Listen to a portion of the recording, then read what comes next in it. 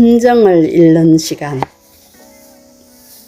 눈물 흘리는 여자, 침묵하는 남자.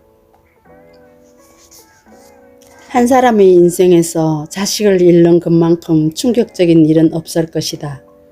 그 슬픔은 그 무엇과도 비교할 수 없는 것이다. 그런데 남자도 여자들과 똑같이 슬픔을 느낄까? 대답은 너무 확실해 보인다. 어머니가 아버지보다 자식과의 애착이 더 강하다. 슬픔에 겨워 우는 여자는 들어봤어도 슬픔에 겨워 우는 남자란 소리를 들어본 적이 있는가? 누구의 눈에서도 빨리 눈물이 떨어지는가? 대부분 여자 쪽이 아닌가? 하지만 조금 더 자세히 들여다보면 전혀 다른 장면이 등장한다.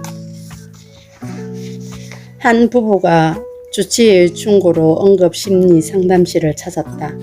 부부는 석 달 전 아이를 사산했다. 바오 부인은 인생이 무의미하게 느껴지며 계속 그 기억이 떠오르고 잠을 잘 못 자는 악몽이 시달린다고 호소했다. 처음엔 주변에서도 많은 도움을 주었지만 서서히 주변 사람들의 인내심도 한계에 도달한 것 같다. 다들 이미 두 아이가 있는데다 아직 젊으니 아이는 또 가지면 될 것 아니냐고 말한다. 남편도 자기보다는 훨씬 더 잘 견디는 것 같다. 금방 다시 출근을 했고 예전과 다름없는 생활을 한다.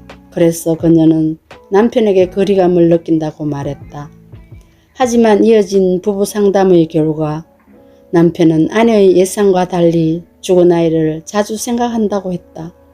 아이의 사진을 침실 협탁 서랍에 넣어두고 자주 꺼내본다고도 했다.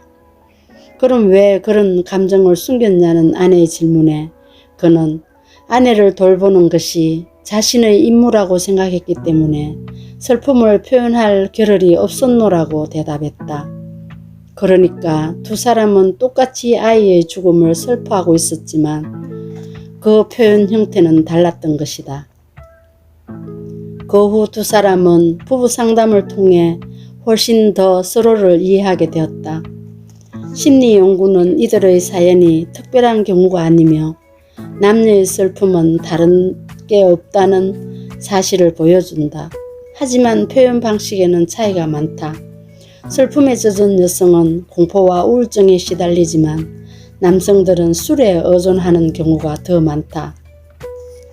여성들은 죽은 아이에 대해 이야기를 하고 싶은 욕구가 강하지만 남성들은 자기 감정을 표현하기 힘들어한다. 그 결과 부부관계에 문제가 생길 수도 있다.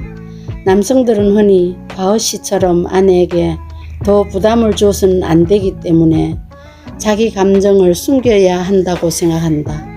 그런데 바로 그런 태도들 여성들은 감정이나 공감의 결핍으로 잘못 해석한다.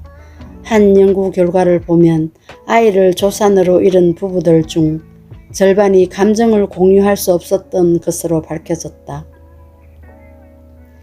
간단히 말해 여성은 밖으로 슬퍼하고 남성은 안으로 슬퍼한다.